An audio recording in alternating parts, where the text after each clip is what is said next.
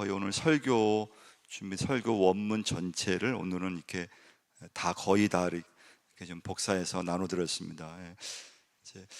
오늘 이제 말씀은 이제 중간사 400년 구약 마지막 책 말라기부터 이제 마태복음 그 사이가 400년이에요. 근데 그때 하나님은 아무 말씀도 이렇게 주시지를 않으셨어요.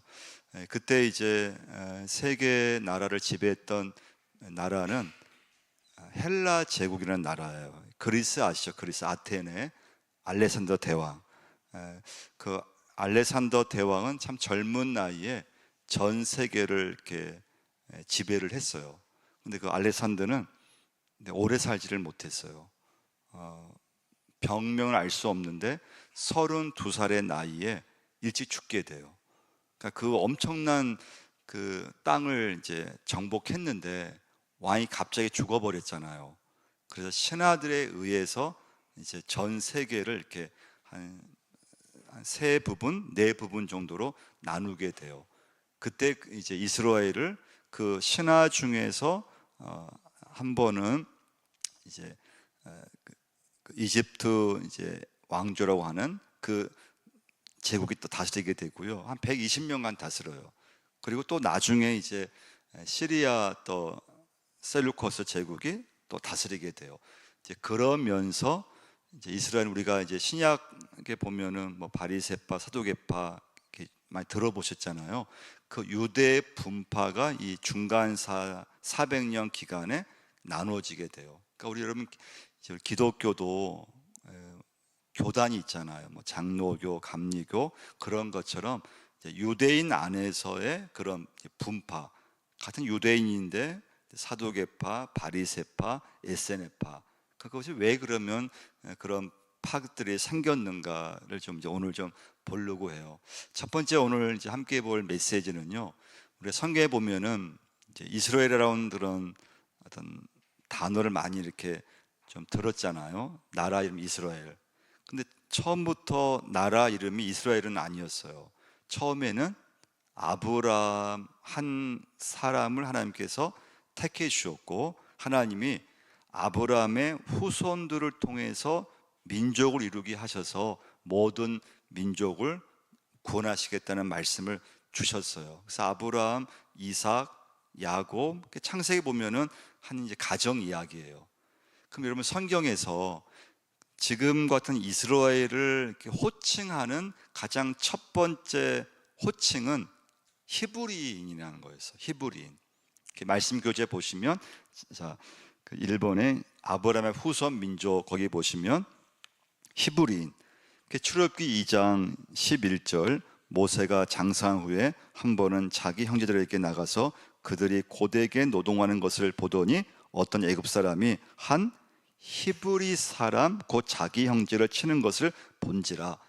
그러니까 이제 아직 이스라엘이 나라가 형성되기 전에 그들을 뭐라고 불렀는가 하면 그냥 히브리 사람들 그렇게 불렀어요.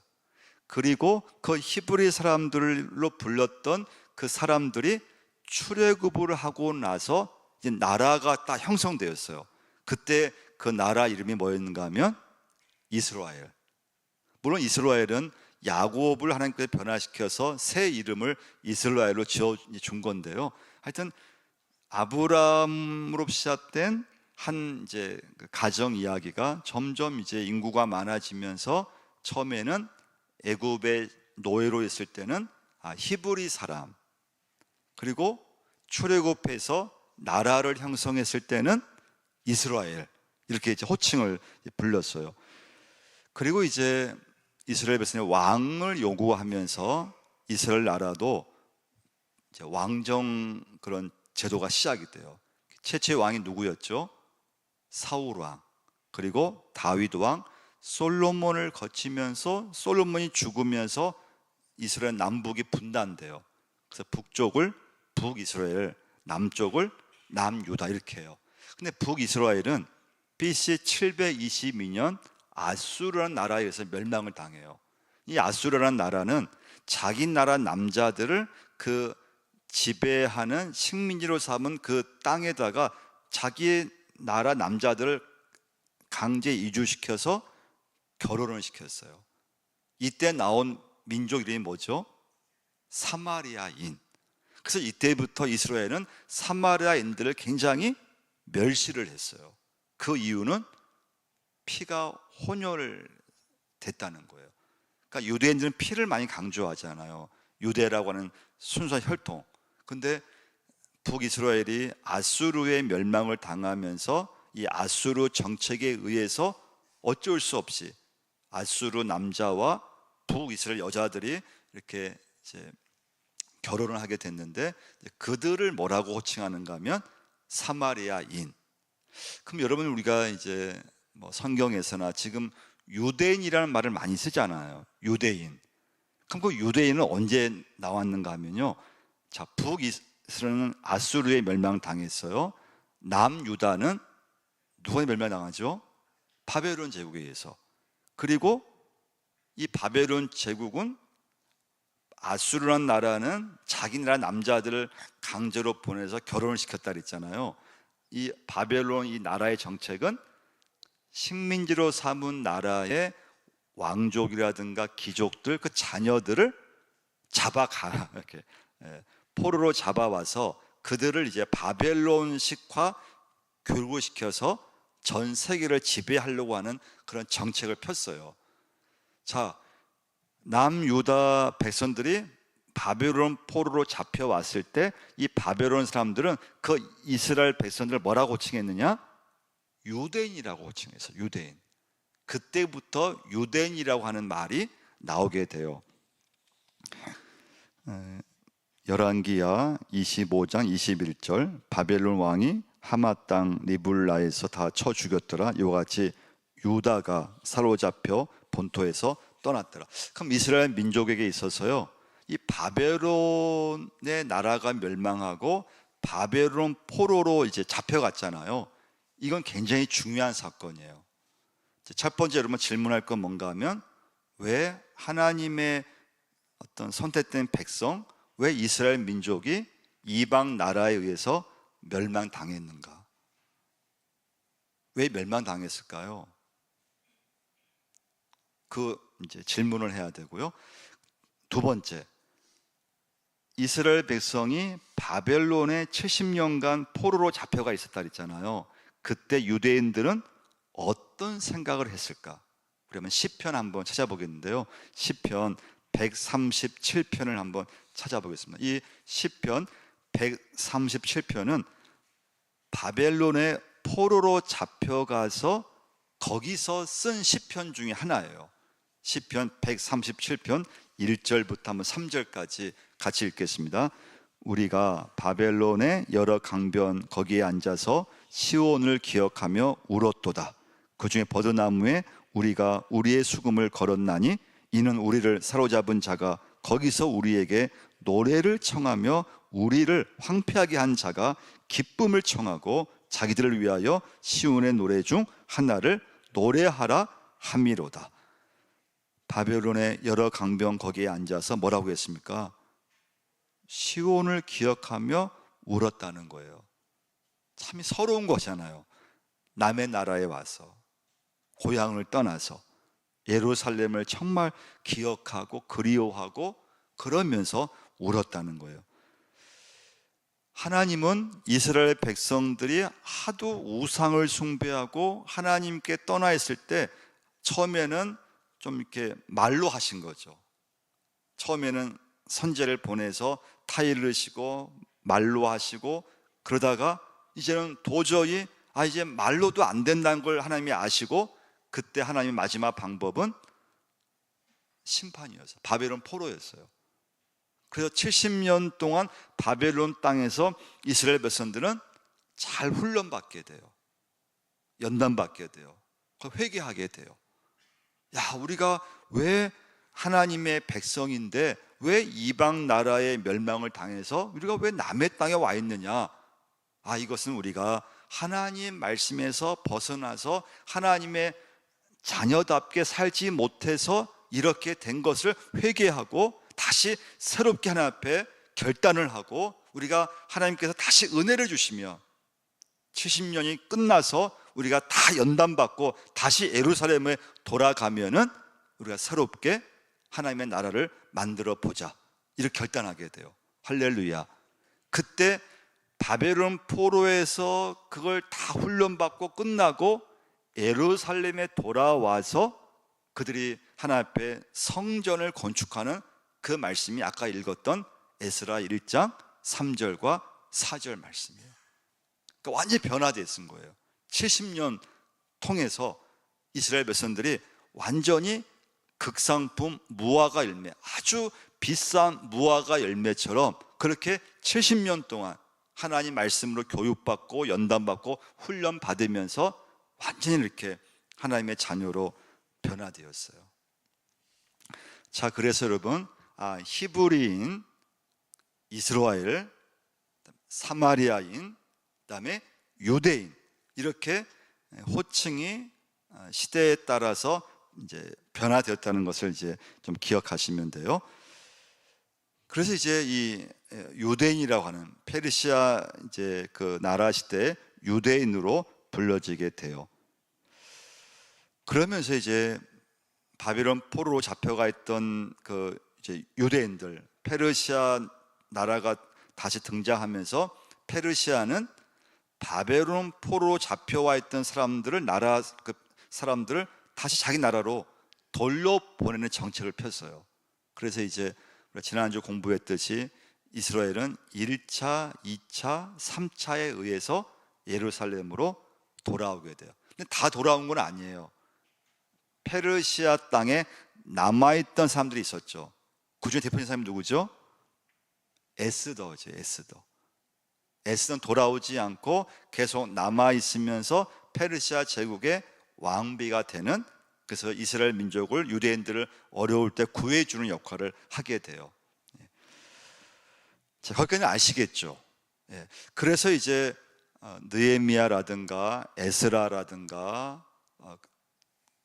또 말라기 선지자라든가 그런 사람들을 통해서, 또 수르바벨이라든가 이스라엘 백성들이 이제 페르시아의 그 정책에 의해서 다시 예루살렘 돌아와서 굉장히 성전을 재건하고 말씀대로 살려고 하고 그래요. 근데 문제는 뭐냐?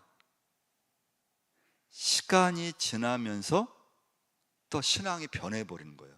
그러니까 여러분과 제가 참, 우리 신앙은 절대, 여러분 누구든 저도 마찬가지고요, 장담할 수 있는 게 아니에요. 믿음은 아무리 좋은 사람도요, 그 믿음이 끝까지 가는 게 쉽지 않다는 거예요. 그래서 내 믿음을 끝까지 유지하려고 애를 써야 돼요. 그게 좋은 믿음이에요. 근데 이스라엘 백성들은 또 바벨론 포로 기간이 있을 때는, 우리가 예루살렘만 돌아가면은 성전을 재건하고, 우리가 말씀대로 살겠습니다, 막 결단하고, 그 처음에는 그렇게 했어요.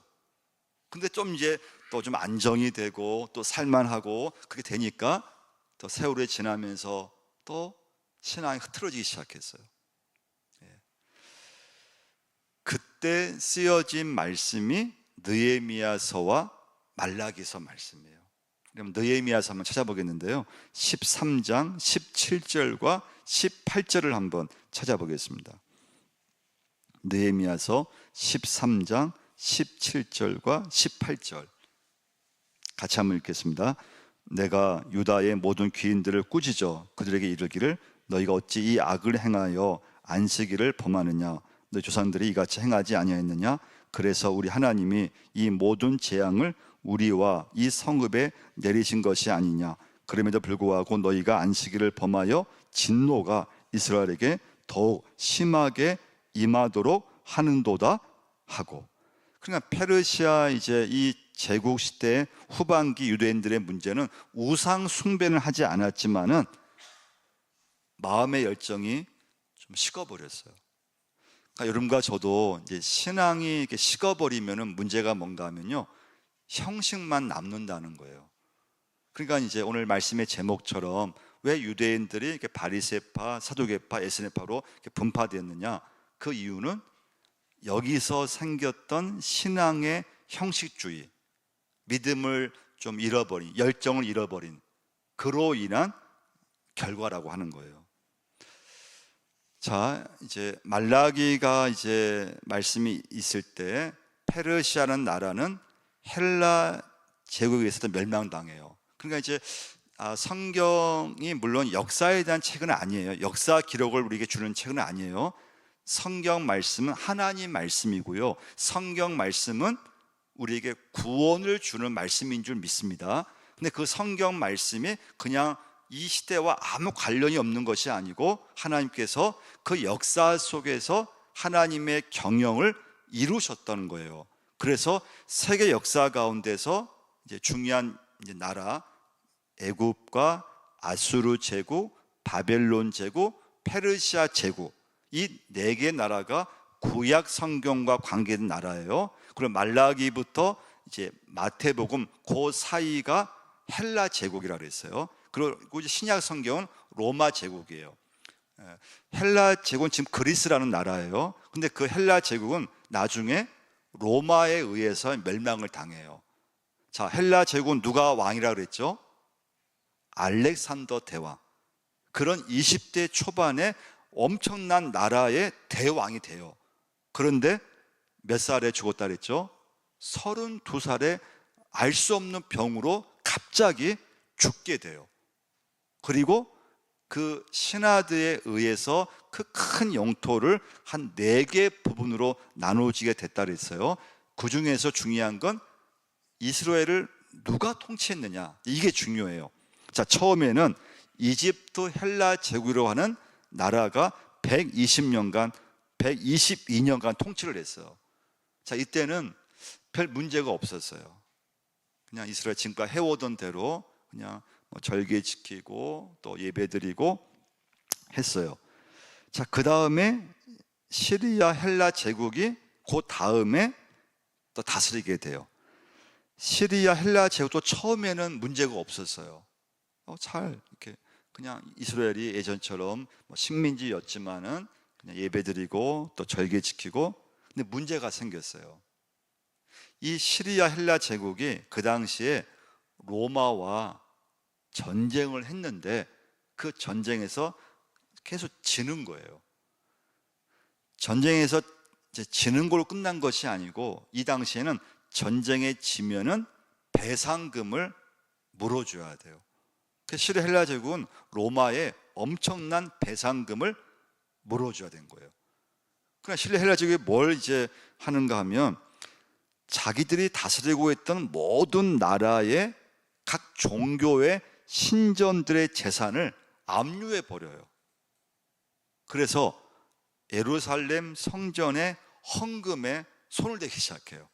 그 이유는 로마라는 나라의 전쟁에 져서 배상금을 주기 위해서 그렇게 이제, 그러니까 이제 뭐 이스라엘뿐만 아니라 여러 나라에서 막 그냥 이렇게 좀 반발이 심한 거예요. 반발이 심하지만은 워낙 또 아직까지 힘이 있으니까 저항을 하지 못했어요. 자, 그런데 3번 한번 보시면요, 한번 3번 제목 한번 읽어보겠습니다. 마카비 혁명, 하스몬 왕조, 안티오쿠스 4세, 박해. 요거 좀 이제 이름을 좀 알고 있어야 돼요. 마카비 혁명을 통해서 하스몬 왕조가 이제 시작이 됐다는 거예요. 자, 이 안티오쿠스 4세, 시리아 헬라 제국의 이제 왕 이름이에요. 이 안티오쿠스 4세가 뭘 하는가 하면 돈을 받고 자기 마음대로 사람을 제사장으로 임명하기 시작했어요. 이전까지는 그래도 성경 말씀대로 아론의 후손들, 아론의 자녀들이 제사장이 될 수 있었어요. 레위지파 사람들이 그 일을 계속 해왔어요. 자, 그런데 이 안티오쿠스 4세 이 사람이 돈만 자기에게 주면은 성직을 매매를 해버린 거예요. 아무나 제사장이 되게끔 하기 시작한 거예요. 그리고 이 안티오쿠스 4세는 법을 만들었어요. 근데 법 내용이 뭐냐? 말씀에 따라 살지 못하게 하는 법을 선포했어요. 안식일을 지키지 말 것, 그리고 어린 남자아이가 낳으면 할례를 행하지 말 것. 그러니까 이제 구약의 중요한 그 당시에 율법과는 완전히 반대가 되는, 그걸 하지 못하게 하는 그런 법을 만들었던 거예요. 자, 이때 유대인 중에서 마타디아라고 하는 사람이 있어요. 이 마타디아라는 사람은 아들이 5명이 있었는데요, 자기 가족을 중심으로 해가지고 이 안티오코스 4세에 대항해서 전투를 벌여요. 그러니까 대단한 거죠. 한 가정에서부터 이 안티오코스 4세가 뭐 말도 안 되는 정책을 펴니까, 그리고 가장 이제 결정적인 사건은 예루살렘 성전에서 우상을 섬기고 돼지 피를 그 제단에 뿌려버리게 된 거예요. 이건 그 당시 이스라엘 백성들에게 엄청난, 이것은 도전을 줬어요. 그래서 막 그냥 뭐 요즘 말로 데모를 하고 하지만 이 사람들이 그냥 힘으로 제압을 했어요. 많은 사람이 죽었어요. 그리고 아까 말씀드린 마타디아를 중심으로, 이제 우리로 치면 일제시대 때 막 독립군이 일본에 대항해서 막 이렇게 전투를 벌인 것처럼 마타디아를 중심으로 이 이제 시리아 헬라 제국과 전투를 벌여요. 자, 마타디아는 나이가 들어 죽게 됐어요. 그 아들 5명 중에서 셋째 아들이 유대 마카비라고 하는 아들이에요. 이 아들이 이제 그 지도자가 돼요. 이 유대 마카비가 전쟁에서 아주 혁혁한 어떤 그 전쟁에 그런 승리를 하게 돼요. 그래서 이제 안티오코스 4세는 또 나이가 들어 죽게 돼요. 그러면서 시리아 헬라 제국이 이제 로마와 전쟁도 하려 그러면서 힘이 좀 약해지면서 이 마카비 혁명이 성공하고 하스몬 왕조, 그러니까 이스라엘을 독립을 인정해 줘요. 그래서 시리아 헬라 제국이 다 지배를 하는데 이스라엘은 마카비 혁명을 통해서 80년간 하스몬 왕조를 이제 독립된 국가를 유지하게 돼요.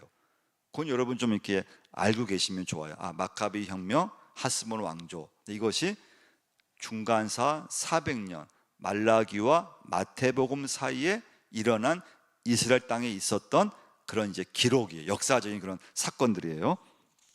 자, 근데 이제 이 마카비 혁명이 좋게 시작됐다 그랬잖아요. 근데 시간이 지나면서 이 하스몬 왕조가 좀 문제가 돼요. 자, 여러분, 이스라엘은 왕이 시작될 때 왕과 제사장은 딱 분리가 됐어요. 그리고 남유다가 멸망하면서부터는 이스라엘에 왕이 없어지게 된 거예요. 그리고 성전이 파괴되니까 제사장들도 그 역할을 못하게 됐어요. 자, 그런데 하스몬 왕조가 시작이 되면서 이 사람들은 내가 왕이 되면서 제사장도 내가 겸해야 되겠다, 그렇게 선언을 해버린 거예요. 그러니까 하나님 말씀과는 이건 좀 이제 안 맞는 거죠. 그런데 그냥 왕이 되면서 제사장은 성경 말씀대로 아론의 후손들 또 사도 가문에게서 제사장이 나오게끔 하면 되는데 그렇게 하지 않았어요. 왕이면서 제사장이었어요. 자, 그런데 이 하스몬 왕조 중에 이제 왕 중에서 야나니우스라는 왕이 이제 있게 돼요. 근데 이 야나니우스 왕은 형수를 좀 좋아했나 봐.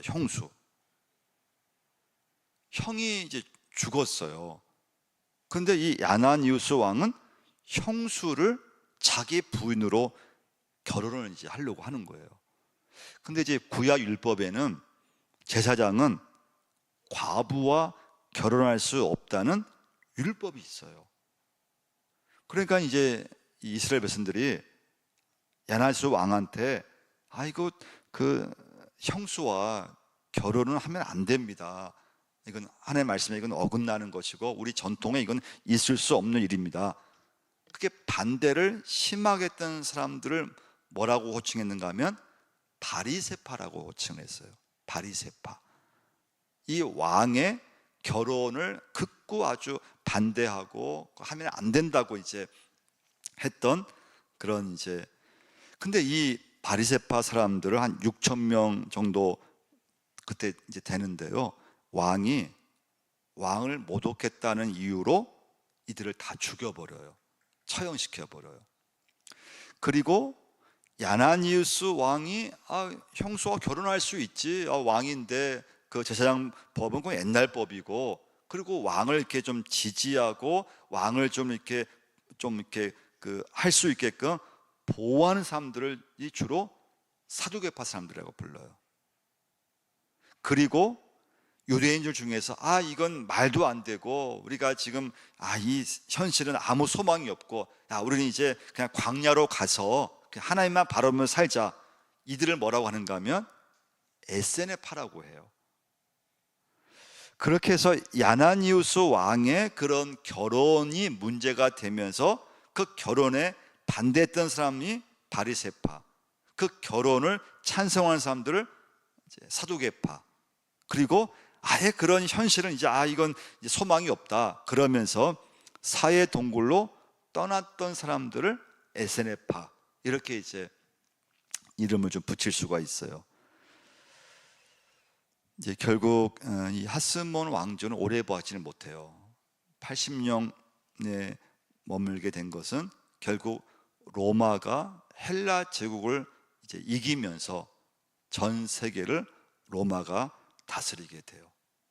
이런 흐름을 좀 이제 알고 있으면은 구약 성경 마지막과 신약 성경의 중간사 400년을 이해할 수 있게 돼요. 그 마지막 메시지는요.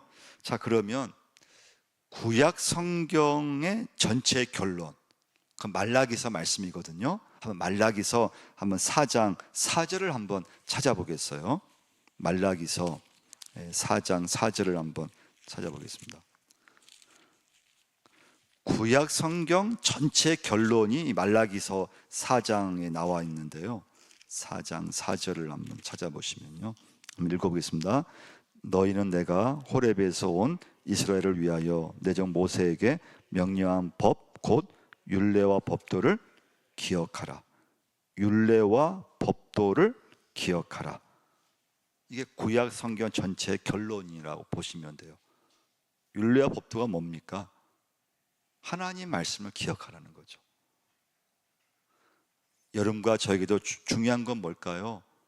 내가 살아가면서 뭘 하든지 하나님 말씀을 내가 기억할 수 있느냐, 하나님 말씀을 내가 붙잡고 사느냐, 가장 중요한 어떤 인생의 어떤 결론이잖아요. 그러면서 말라기 하나님 말씀을 인용하죠. 선지자 엘리야를 보내겠다고 말씀하세요. 자, 5절 6절 한번 읽어보겠습니다. 보라, 여호와의 크고 두려운 날이 이르기 전에 내가 선지자 엘리야를 너희에게 보내리니 그가 아버지의 마음을 자녀에게로 돌이키게 하고 자녀의 마음을 그들의 아버지에게로 돌이키게 하리라. 돌이키지 아니하면 두렵건대 내가 와서 저주로 그 땅을 칠까 하노라 하시니라. 자, 엘리야는 이미 오래전에 죽은 사람이에요. 자, 그러면 말라기 선지자가 내가 너희에게 선지자 엘리야를 보내겠다고 말씀하신 그 엘리야는 누구일까요? 세례 요한이에요. 세례 요한을 말해요. 자, 그래서 여러분 마태복음 한번 17장으로 한번 가보겠어요. 마태복음 17장으로 한번 가서요 10절을 한번 보시면 예수님과 제자들의 대화가 이제 나오게 되는데요. 마태복음 17장 10절부터 13절 읽어보겠습니다.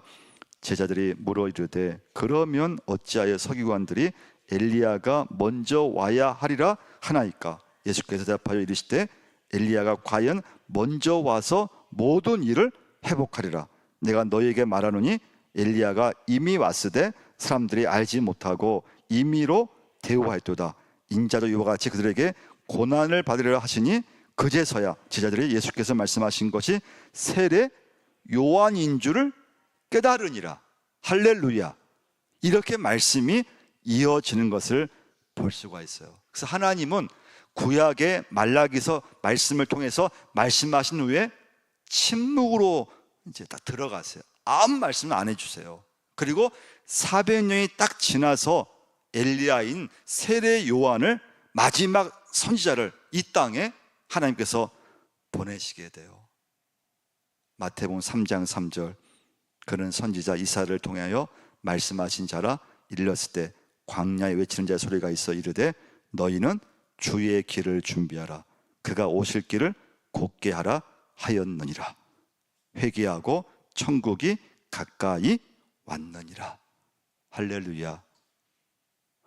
오늘 말씀의 결론은 여러분과 제가 하나님 말씀을 기억해야 된다는 거예요.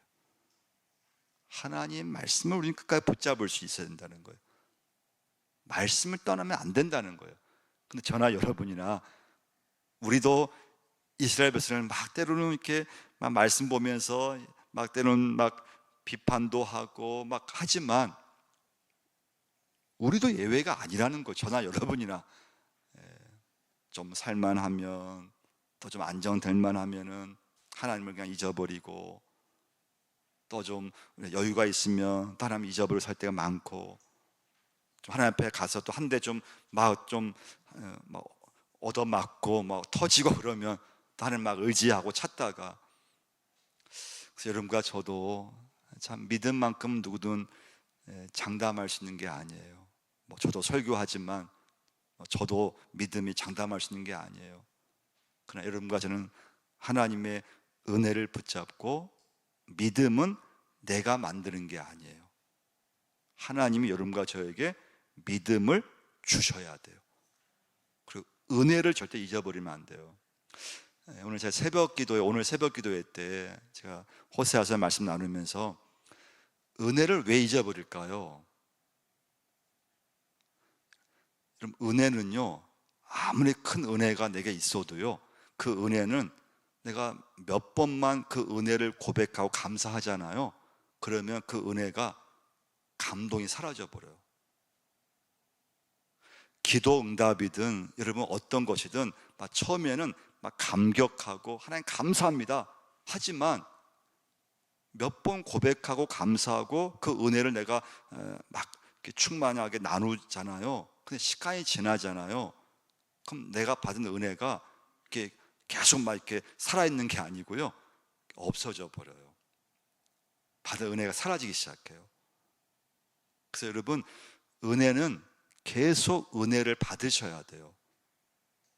왜냐하면 은혜는 좀만 시간이 지나면 내가 아무리 막 말씀의 은혜든 막 부흥회 때 막 어떤 막 병이 낫고 막 그런 은혜를 받아도요, 그것은 익숙해지는 순간 은혜는 금방 사라져 버려요. 그래서 여러분과 제가 진짜 하나님만을 바라보시고 하나님만 의지하셔야 돼요.